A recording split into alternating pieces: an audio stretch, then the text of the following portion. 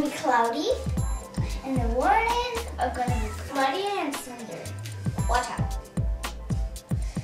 The direction of the wind is going to be northeast. The temperature is 56 degrees. Not so hot, but pretty good. Today is going to be a perfect day for riding bikes and swimming indoor.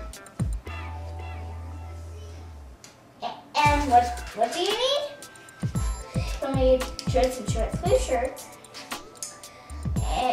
and some long sleeve shirts, swimsuits, and there's a chance of rain, so you might need your umbrella. And this might be a thunderstorm, and it's going to be a little windy, so that's quick. So, this is Miriam. Goodbye.